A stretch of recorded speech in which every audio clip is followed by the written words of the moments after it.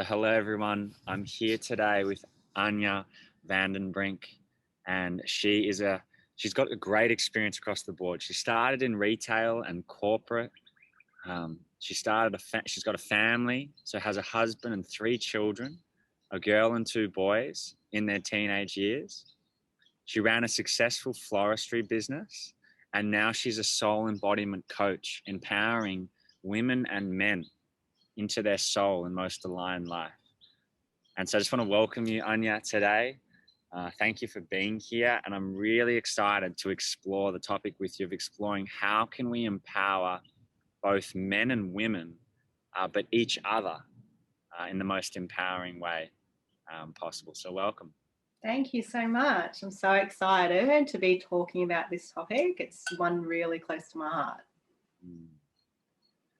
And I want to start with, based on all that experience I just mentioned, you've come around this kind of journey, to get to this place that you are now. What is it through that journey that has had you become so passionate about empowering women and men? I don't think it's anything specific. I think it's a culmination of lots of things that I've seen and experienced of, I guess, equalities and inequalities, and of when men have stepped up to help women, how some women have actually reacted to that, like the ones who have gone, no, you can't do that, that's not empowering me, or the ones that have actually accepted it and accepted that male support and gone, thank you so much, I really needed it. And just the difference between those things and the psychology behind it, I guess. And was that something you had in your own life? Like was there a point in your life where you realized you were blocking men supporting you, and then something switched? Like what happened there for you? For me personally, I mean, when I met my husband, this is going to sound really soppy, but he was the man that I pictured getting married to. Like, most girls have this, picture of the wedding day, how it's going to look, blah, blah, blah. And I could never picture the guy in front of me. And he was, like, as soon as he came into my world, he was that man, and the face filled out and all the rest of it. And so, yeah, I can hear everybody go, oh my God, that's like, oh. Anyway, but he is an amazing man, and he pushes my buttons like there's nothing else. But at the same time, he's also that stable support that I have never given myself, or that I've always looked for. It took us quite a number of years. So I had my kids in my 20s. I had my last child when I was 30. So I possibly had a slight midlife crisis at about 35. But all of those things, having looked for that stability outside, and then all of a sudden, I don't know, something switched. And I think a friend of mine said something to me, and I pulled myself out of my stupor and went, I've actually got that in my husband. And so I leaned in. I leaned into the fact that I didn't need to do everything for myself. He could help me. Leaned into the fact that he was actually working his ass off so that I could do the creative things that I wanted to do. We both still had to work, or I chose to work after I had kids, because I didn't want to be a stay-at-home mum. I just didn't. And that was my choice, and he completely supported me in that. But just, I guess you hit about 35 to 40 and you kind of reassess your life at that stage and go, what am I actually doing? And especially with children, as they're just mirrors of the good and the bad bits of you. And so even that, I was like, what are my actions teaching my children? What are my actions actually allowing them to see? Because kids they listen about 30% of the time, but they observe everything that you do. And so that is a big driver for me of my own empowerment and my own self-development, because as I heal myself and as I heal the generations past, it helps my children move forward. I grew up in a family where not a lot was said. It was all because we said so. A lot that line got said so many times in our and that was the generation at the time. It was like, you do this, why? Because we said so. And so now I think I turn around and explain probably too much to my kids, but I know then at least I'm passing on information to them to help them be better people. What you're saying there is, is over the times in our history, right? Women and men played certain roles just based on that was how it is. And what I'm hearing you say is, if we can all start to bring awareness, it's like in a relationship, is like, is the woman always cooking just because she thinks that's what she needs to do, or her mother did that, and then the man doesn't do that because he feels inadequate, or he can't do that because he's never seen his dad. But it's like, when we bring awareness to all these things, what I'm hearing is, what do I, in my deepest of heart, what do I actually want to choose to do and not do and behave? And if both the man and the woman, it doesn't matter about gender, then it's like, who wants to do the cooking? Who wants to stay at home? Who wants to work? Like, genuinely, right? We actually give ourselves more choices. But the thing that I see that blocks this is trauma. If I look at myself, what you said there is, it's not just a man or woman thing to open up to help. Like, it's both. Mm-hmm. Like, and what I've seen for my own life is, I would always try and do things my own way and myself, because it's like a protection thing.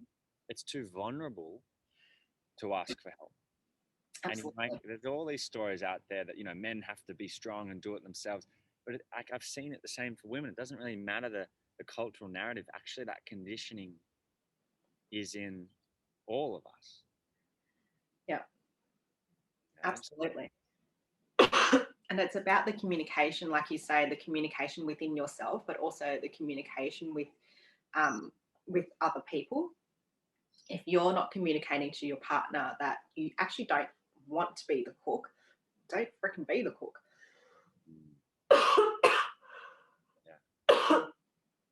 There we go. We're moving some stuff. Yeah, I can feel it. And here's the thing, like, because something I've been exploring a lot is this idea of we're codependent at the beginning, from our parents. We need them to survive, and then we fight for our independence in our teenage years, and into the 20s, and we make our own money, our own thing.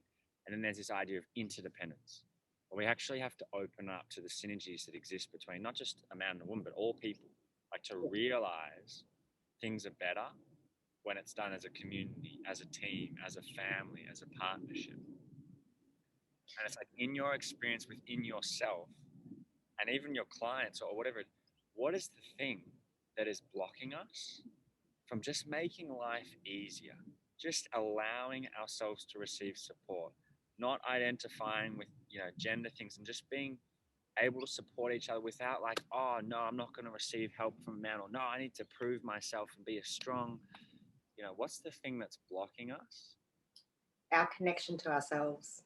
That's the biggest thing. When we don't connect to ourselves, we don't hear ourselves, and we don't see ourselves in a certain way. We only see ourselves as a projection of other people. And so when we are disconnected from ourselves, we seek outside validation, and we think we're building community, and we think we're, being helping people and doing this and doing that. And I was the forefront of that. I was like, oh, but I'm doing all the things. Like, you're busy being busy, but you're actually not busy being you. You're busy being a version of yourself to other people because you don't want to face the trauma of you.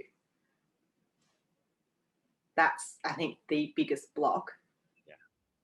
And it's so easy, in my experience, even for myself, to look outside and be constantly like, connecting with people, but seeing a reflection of myself, or drawn to something, and I lose my own center. It's like, in your experience, like, what are the things you do, or with clients, to bring you back to self, to bring you back to center? Like, how do we keep how do we stay centered in ourselves and connected to ourselves? I think the biggest thing is learning how you communicate to yourself and to others. I'm a big one on human design. I love the stuff. It's so scientific, astrological things.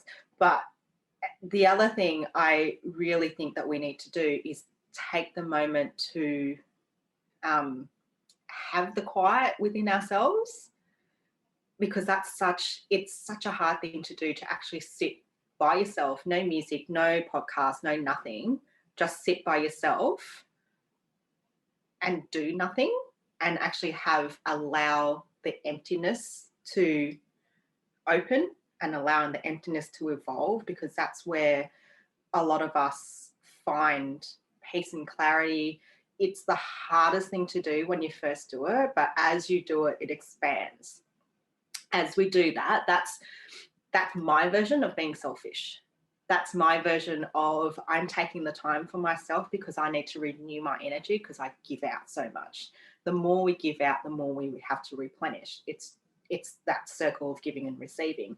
If you're always giving, at least receive into yourself. If you can't receive from others, start with yourself. Like what I'm hearing is, it requires us to come back to center, back to self, to do the inner work, to meditate, to do all this. Otherwise, most of the time, we're just projecting stories and trauma onto other people and, our past experiences. Coming back to, okay, so men and women, in your experience, are we the same? Like, can we be treated exactly equally, chemically, emotionally, biologically, in how we empower each other? Or are there nuances that we have to accept and be aware of? What's your experience? Okay, my experience, having raised 3 children, my first child was a trucks, planes, cars kind of kid. He was always banging stuff into walls, and we only ever had cars and trucks and planes, not a superhero kid. And so when we had our second child, when my eldest was 2.5, back then there were no cars for girls or anything like that. So, and kids under 2 they don't have the imaginative play. They like, you see little girls play with dolls, but until she hit 2, she was still playing with the cars and the planes and the trucks, because that's what we had. That's what we had floating around. And so she was always play with that. But as soon as she turned 2, as soon as she kind of clicked, every single teddy bear became a baby. Every single tea towel that I had became a blankie for them. She had them all lined up. And I didn't change the environment. We always had soft toys. We always had cars and that. But she changed. Her female side came out. It's not environmental, it is genetics. It is, if you have that side of you, it comes out. And if it didn't, I really didn't care.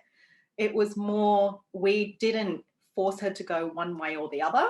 Yes, we got presents of, dolls and things like that, but she never played with them anyway until she wanted to. And when she wanted to, we allowed her to. And so, yes, there are definitely nuances between men and women, certain ways of communication, certain ways of receiving things, because of our generational past and our generational DNA of the way that I guess we've been conditioned to respond. There are definitely those things. However, what's normal? Like, what is normal? It doesn't mean it's better or worse. It's just the way it is. Because the thing I want to test with you, this hypothesis I have, or this information that's coming to me, and I really want it to be critiqued and challenged, if you have that too, is working with men and women and living around them. Things I'm just constantly observing. It's like an experiment. Is I notice a difference in how it's not to generalize across everyone, but just maybe on the circles I'm in, that there's a difference. Like, I get this sense that, if we're to use the words feminine and masculine or yin and yang, nothing to do with gender, just like to explore the parts in ourselves. We got different parts. So my feminine is feeling and sensitive and receptive, and my masculine is drive and doing. Right? And then maybe in the world, men have just led to masculine and women because of conditioning, but it's not about that. Is, you know, in some of the communities and the people I'm seeing, it's like, I'm noticing how strong in some of the women I'm meeting, their flow is, like their intuition, their connection to their emotions to just flow without structure. And the shadow I've seen is them getting caught up in the flow and kind of getting a little bit lost. Yep. And then myself as a man, I can't speak for all men, but what I bring is a sense of structure, a sense of integrity. And there is a inherent conflict. If I meet someone who is, and this could be a man too, I don't want to just make it, if there's someone who's very feminine, like very flowing and and I come in with structure and integrity, it's going to come through as almost like control. There's going to be this conflict and tension. And for me, I feel the conflict, this anxiety, because there's no integrity. It's just so flowy. It's so fluid. Like, where's the structure in this, you know? Mm-hmm. And so if I look at that within myself, it's like, I have a very strong integration of structure and this masculine qualities, and the feminine qualities. You know, that's something that I've been developing more and more of, because I was so conditioned in the corporate sector to be analytical and planned and that just being free. And what I've just done this week, moving out of a house with no other place to go, like, for my conditioning and brain, that is a no-go, right? And so, you know, my hypothesis is do women actually carry more of that flow and from when they're in their natural state, not in a conditioned, you know, man and woman goes into a corporate sector, they're going to be conditioned to be analytical either way. But in the natural essence, you know, do we have those different qualities in ourselves? Because I can see if we do, it's like, wow, I'm really honoring these women in my life that are teaching me and showing me flow, because it's so beautiful to witness. Like, I'm even on a dance floor, it's like I can see when someone's so fluid, when someone has structured moves, and it's just beautiful to witness that flow. So there's a part of me that honors that. But is that gender specific? You know, is that natural? Is that conditioning? Look, women tend to be more in touch with it because of hormones and ovaries and the way we're built. However, not all women are like that. Not all women have that flowy nature, you know, that not all women are in touch with their feminine side, whether that's conditioned from this life or past lives or whatever, however it's come into their world. Not all women are like that. And just as not all men are structured, not all women are flowy. There are parts of it, and conditioning, then yes, that does come into play. However, it's still about the communication within yourself. If you are not in communication / awareness, if you are not aware of what you're doing when and how you're doing it, then you are simply just existing. You're not actually doing anything with it. You're simply just going with the things that are outside factors that are telling you that that's what has to happen. You're listening to others as opposed to listening to yourself. And I think the concept of women being more flowy than men, we're just probably a little bit more, we're more accepting of our emotions. Most women, not all women, are accepting of our emotions, whereas men, and that's a conditioning thing as well, whereas men have been taught to be quite stoic, quite, you know, you're the man of the house, you can't act this way, you can't act that way. Why can't you act that way? Why can't, if more men talked about their feelings and emotions, the world would be a better place, because you'd put down the guns and actually sit down and have a chat. You know, things like that. Like, there are parts of us in every one of us, whether you're male, you're female, however you identify. It's not about the physical being, it's about how in touch of each side of you are. So I'm hearing, like, look, we do have physical differences, right? And, different cycles, menstruation, all these different things that come through us. Yet what you're saying is we're more than that. Yeah, absolutely. There's an emotional side to us. There's a spirit side to that. And that doesn't identify necessarily with some of the physical components. But we have this conditioning that's come from society. So the fact I'm born today compared to if I was a man born in 50 years, I will be engaging differently with the world as I would have been 50 years ago. Yep.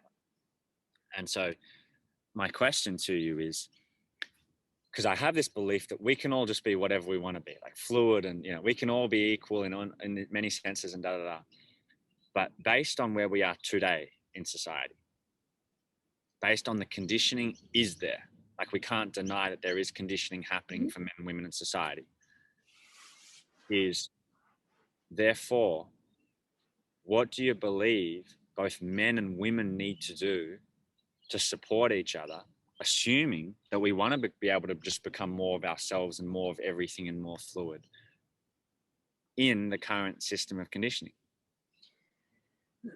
Okay, this is a very generalized term because we're going deep down the path here. Yeah. Women need to allow themselves to be more accepting of themselves, good and bad. Like in this day and age, we have grown up, and certainly I'm turning 42 this year. So in the generation that I grew up with, we observed our parents to be a certain way. A lot of our parents, men worked, women stayed at home, or even if women worked, they were in a lower job of some sort. That was the norm. Obviously, there are exceptions to that. However, growing up now as a parent in this day and age and having teenage kids that I'm teaching to, I also teach them that it's okay to have feelings and it's okay to talk about them, whether you're a male or a female. And it doesn't matter if you don't want to talk to parents, you have that community around you. Like you were saying before, just allowing that community to come in and support you. Doesn't matter how you're supported. If you don't want to talk to your parents, that's totally cool. But if you have other people that are here to help support you, you have your higher self, if that's what you're called to do, here to support you. And it doesn't matter whether you're male or female. It doesn't matter if you're however you identify. In this current situation, we need to allow ourselves to stand both in the yin and the yang, and recognize the fact that there are days where you need to stand in your yin more than your yang. But then if you're doing that, make sure you have a day that you are allowing the emotional flow. Have a cry, go to the beach, have a grounding. It doesn't matter, but you need to find that balance within yourself before you pass that on to others, because we can't, otherwise we're just passing on, like you say, our traumas onto other people, our own hurts onto other people. Hurt people hurt people. This is how that cycle goes. And so if we find ourselves in the yin, and if we are aware if that's what is needed at that point in time, that's great. But then have the awareness to then compensate for that and go, I need to make sure I take time for myself to allow myself not to sit in that space for too long. Because, the interesting thing, I want to share a framework that a dear friend's mother created, I believe, or it comes from the work of Maureen Murdoch, and my friend's mother's name's Katrina, and she talks about the Heroines Journey. Maybe you've heard of it, like similar to the Heroes Journey. And it's this idea that the conditioning today for women is they separate from the feminine meaning feminine qualities, because there's this identification with the masculine, because our world validates masculine behaviors. The job, you get good grades in a certain way in school, like it's constantly, those kind of behaviors that are validated. And then there's this illusion of success. And so a woman's journey is, she gets this successful job or whatever it may be by the world. But then what happens is this emotional and spiritual kind of downturn. It's like a disconnection from self. So what you're talking about beyond biology, what you just indicated, right? It's like this grander part of ourselves. And so, you know, it's this idea, maybe we're just, this identification with gender and other is just this physical realm, but we're missing a bigger picture. And then there's this idea of finding the goddess. And she says that this happens in their 30s and 40s. It's like a descent into the shadow work, you know, and then you yearn for the feminine. It's like coming home to oneself, that flow, and right. And then reclaiming the feminine by healing the mother-daughter split, because the daughter splits from the mother because of what the world is projecting as successful or what it means to be good. And then what happens later in life is this idea of integration of the masculine and feminine. So then the woman can really step into her power, where both parts integrated. So this is built off the idea of conditioning that a woman is leaving her feminine. Yeah. And you could say that a lot in the men's, you know, this idea of strong, stoic men, and they're also leaving the feminine. That we're actually all leaving the feminine. And what I know from men's work is, you know, a lot of the time we don't, I see the insight is a lot of young men don't have positive role models in their fathers because their fathers' fathers had never shown them how to, be a man, you know, that can have integrity and be emotional and all this.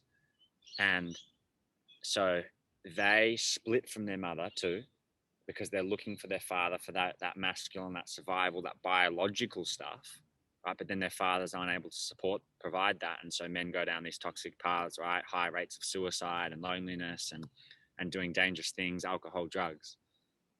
And so based on that, there's this premise, this idea, right, that maybe we're all leaving our feminine. And maybe that's what needs to come through. But then I want to take it a step further to go, in the spaces I'm in where men are tapping into their feminine, their emotions and meditating and they're losing parts of themselves because they've been brought up by mothers and women, told them to become more feminine. And without those male role models, they don't have any idea of their own masculine. You know? And this might be the same for women, but the warrior inside, you know, the strong. And then there's a lot of men that are kind of soft and so fluid, but they have no backbone. Like I feel like a part of them is missing. The wild man is missing. You know, there's a story in the men's work, I and John, and I resonate with that. I couldn't cry. I went on the journey, released some tears, became, you know, quite fluid and feminine and got along really well with women. But I just felt something was missing in me, like my power. And the bit that I see is women say they want a man who is emotionally intelligent and but in reality, and I've seen this in high schools as well with teenage dating, and also it's not true. And whether it's trauma or not, but there is a sabotaging behavior. They say they want that, but then they go for something else. So there's so many polarities playing out and confusion. And even I can hear in this conversation, it's like we're not necessarily coming to a closer answer. No. Just showing us the complexities of all of this. Yeah. So based on what I just shared, I want to hear if there's anything, you know, in your own experience or what you're observing, or if you resonate with what I just shared in any way. What I'm hearing throughout that story is that women who desire that feminine, who desire the men who can, you know, are in touch with their emotions and that, they also need to do that for themselves. Yeah. We all seek things that we need to be doing for ourselves. And that's, I think, the main crux of when you're doing coaching and mentoring and healing and all that sort of stuff. What we seek outside ourselves is what we need to be giving back to ourselves. So good. I think you've just hit a point there, which is, you know, to draw, you know, the premise of that is a woman looking for a sensitive, emotionally intelligent man is looking to find the feminine in herself. Yeah. You know, and if that relationship begins, there's almost, you know, not all, but there's a lack of safety when we seek something outside of ourselves and it's not whole, because once we've integrated that in ourselves, right, it's going to actually shift how we view the other person. It's going to shift how we relate to ourselves and the other. And so it's so important, you know, if we're talking about relating now, that we do our own work, but then there becomes, this is such a complexity. When we do our own work, can we meet someone when we're still doing the work? because that is going to take such a commitment to healing and growing together. Because as soon as, in my experience, when someone I integrate, or some, even in relationships that I've coached, couples, when one of the partners integrates something, it changes the whole relationship. Mm-hmm. And that's really confronting. Yeah. I know that, like, when I integrate something, it takes my husband a minute. It actually takes him a few months because I up level, and then it takes him a few months to come up because he's just not in the same self-development thing as I am. And that's totally fine. But I allow him that. First few times, I'm like, what is wrong with you? But I know that the work takes time. The work takes you allowing yourself to be you and accept it within you. And so for me, as I rise, he also rises. And so I constantly make sure that I self-develop for my own purposes, but also I also know that when my light shines, so does his. So it's not about, and it's not about carrying him, it's about allowing him. It's about me taking back my power, for want of a better word, me allowing myself to sit in my power, so it gives him space to sit in his. So rather than seeing it as a conflict, you see it as an involvement of both of you. And how do you sit in the tension of you've leveled up and he hasn't? How do you be with that difference and that tension? Like, how do you stay in your power and not get triggered, and then, like, see, all the, how he's not in the same place that you're at? How do you actually work through that? I allow him to go through the emotions, because part of accepting the integration is you've got to accept it in the yin and the yang. And for him especially, he needs to be able to feel the emotions through, because that's his yang. Because the yin goes, no, you have to go feel like this and go from here to here and just go straight line. Whereas the yang goes like this. You go up and down and you go turn around and go sideways. And if I allow him to do that, if I give him the space to do that without me coming at him and without me putting a block or a confrontation or anything like that, then he collapses time and comes quicker. Wow. And so I imagine for you, you have some triggers or anxiety or tension come through. So my question is, like, you just sit with that. It sounds like you have a really strong groundedness to sit with that and not project that onto him to fix and change, to really give him that space. Yeah, there are days that you get triggered because you're tired, because something else has happened and whatever. There are days when my kids trigger me. There are days when my husband triggers me. But I have now got the awareness of, oh, maybe I shouldn't have done that, and I own up to it. I say sorry. I go back and go, that was me out of line. I actually own up and take responsibility for my own healing, and so that one teaches my kids that own up to your own shit, and be vulnerable about it, because it's okay. Everyone has these moments. And then it also allows my husband that space to go, oh, okay, that's all right. I get what's going on now. It allows him that structure for him to go, okay, cool. I can now have my moment. Yeah. Because what I'm really fascinated by is I know a lot of relationships. Look, there are a lot of relationships out there that work. There are a lot that don't work. And there are a lot of people finding it difficult to be in them, because especially in, personal development world, it's like people growing so fast and quickly. It's like, what can you see that your relationship is built in the foundation of, that allows you both to move through that and not just get up and bail when things get hard, or when one, it seems like it takes great patience for you to just wait for, to take that growth, but even for the other individual to be responsible for growing. I know relationships, people even in their 40s, 50s, that they've grown and the other partner's just not willing to grow anymore. Mm-hmm. And so they've divorced, or, and they have kids. And so it's like, what is your relationship that you can see standing in at a foundational level that has you both actually be so committed and willing to do the work whenever it's required?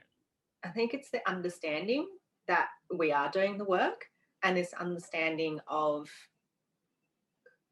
that, one, each other is doing the work, and two, that we need to do the work on ourselves to keep up's not the right term, but to be more for each other.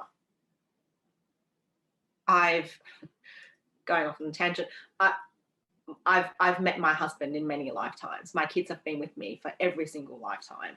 My husband comes in and out of those lifetimes. So we've been here before. We've been with each other before. So we have probably a lot more patience and understanding. In saying that, though, running 2 businesses and 3 very active children's schedules, we actually sometimes don't see each other for a couple of days. Like, we go, who are you again? So I think that the universe actually gives us that patience sometimes as well, because we don't live out of each other's pockets. We are quite independent people. If he says he needs to go away on a business trip so that he can actually just concentrate on business and working on the business, I give him that pleasure. Like, I give him that that time out from his kids and his wife, just so he can work on the business. He does the same. He allows the same for me. So it's that understanding of knowing what the other person needs for that moment. So, because I'm hearing what you have is not all people have the belief or understanding of past lives, and this, it's like, you have this higher perspective, or belief that you see bigger than the day-to-day life, or the one fight, or that gives you a certain access. So whether people believe or have access or not of past lives, it gives you that. Is your husband connected to that world and that belief system too, and that understanding? Or can I say he is, but he doesn't know it? No, he believes more in us, I guess, sometimes more than I do. But we have that, I don't know, we've just always had that connection. I understand that one of his love languages is quality time. Mine is acts of service. He's slowly starting to learn that. But because I understand, and again, it's the communication, how we are how information received and how we give information out to other people. It's all about knowing that recognizing that he's at a point, we all just need to back off for a little bit and let him feel the feels, and allowing, creating the space for him to do that, and him doing the same for me. I have days where I'm like, I'm out, I'm Netflixing, everyone else get lost. And he allows me space to do that. And I think it's recognizing those qualities or those times in ourselves that we do need to go inward, and and just allowing ourselves to be like that. Amazing. And when did you realize that there was potentially a stronger connection beyond this life? Like, was that at first meet, or what came through for you to be able to bring that into your relationship? No, that was not at first meet. He was the one that saw my picture and went, I'm going to marry that girl, and that was it. I was like, yeah, whatever. But he, for me, I think I've worked with spiritual healers and that for quite a number of years, and so I think one of the timeline things I saw was that specific line of where my husband sat in all our past lives. But it's still that it was right at the beginning. I said when I met him, he was the person in my vision of my wedding day, and it was that. It's about that, holding on to that bigger picture, I guess, of, well, he was meant to come into my life for that reason. And I'm a big believer in people come into your life for a period or like a season or a lifetime. And so he is the person that has come in for a lifetime. And we have had our rough moments. We've had times where we've gone, do we really want to do this? It's not, we've been married 18 years. I lost track. But you have those moments in marriages. It's the same with any other long-term relationship. But it's about communication between each other, communication between yourselves, and knowing when your partner needs to have that space and allowing them to have that space rather than keep going at them of, why are you quiet? Why are you this? Why are you that? Needing all the answers. Sometimes it's not about the answers, it's about the actions. So good. I'm just hearing, multiple things. It's communication, allowing space. In another relationship of friends, I know that is a key thing that they do. Like, she allows him to cry and release, and she knows what to do to give him that space, and vice versa. And I'm also just hearing like trust, like this trust in something greater is how you've come together, and you kind of have that as a fundamental belief. Is there any? I want to just open the space. Is there any questions you want to ask me? Any curiosities about coming back to this topic of empowering men and women? Something you want to know about empowering men or women in any way?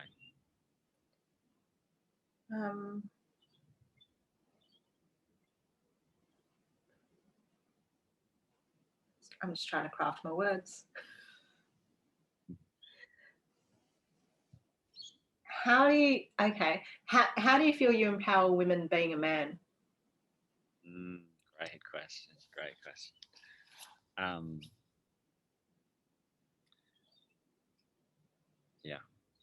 I think the way I see it is, this applies for both men and women in my life, is I carry a certain, let's call it the word medicine, based on my personality, my spirit, my experiences, everything.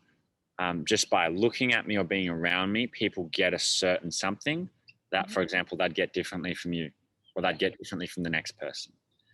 And what I believe that to be is a strength in spirit, a presence, as well as structural, like integrity, a really strong, you could call it a masculine energy of getting things done, or power. And so the specific women that come to me, I believe that they're just getting traces of that energy and that medicine to find that in themselves. Okay. They're getting a reflection in the mirror and they're finding that in themselves. It's an energetic thing, but it's also, I provide literal structures, like processes, Excel spreadsheets, and different things to, have your wealth or different certain elements of your life. And so the women that are coming to me are the women that need that, as equally are the men. But what I recognize in those relationships is there's healing happening at many levels too. Let's call the word love as an example. If people need healing in the space of love, I may represent a father figure to a woman, and even to a man.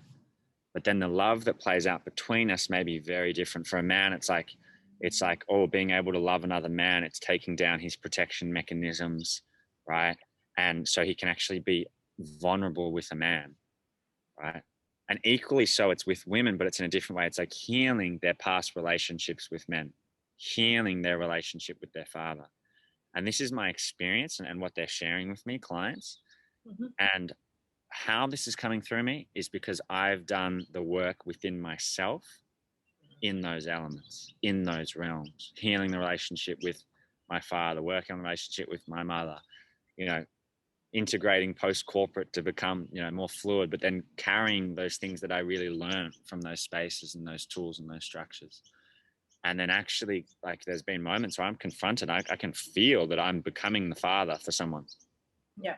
And then there's to look at my shadows. It's like to not allow any part of me to feel good about that, to not allow any part of me to feel icky. Like, I don't want to, to heal that through myself, right? To be just comfortable in, I am some kind of medicine in a certain way, or some kind of reflection.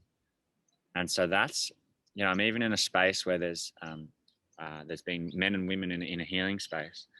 And what's been so beautiful for my healing journey is I've wanted to be held by women in a certain way that some of the women in my life couldn't provide.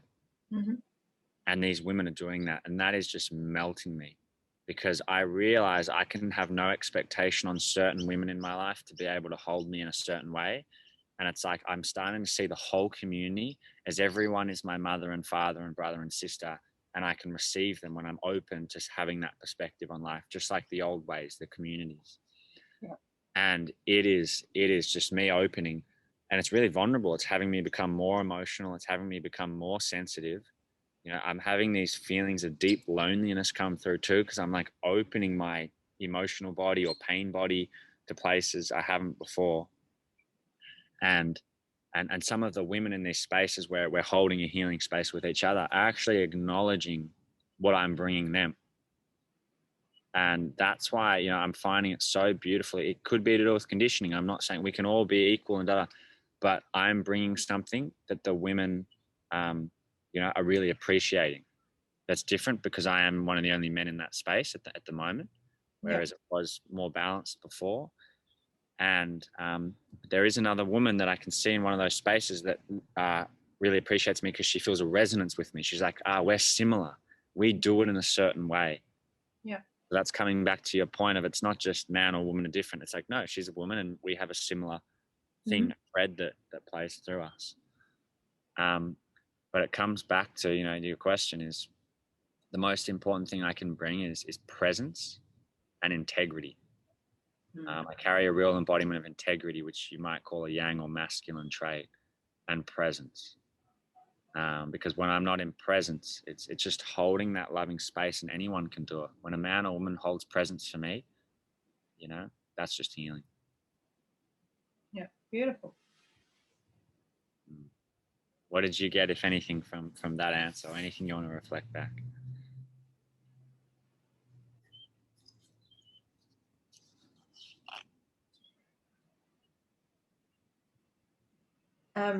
I think what I got out of that was it's you were in such a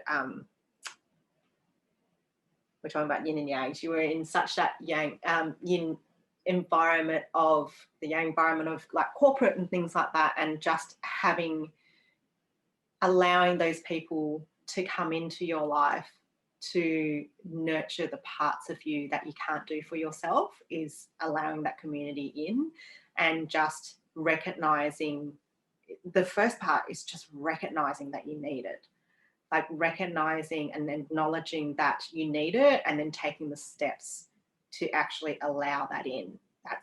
They're probably the biggest hurdles that people have, or the biggest blocks that people have against self-development, because they don't want to see it.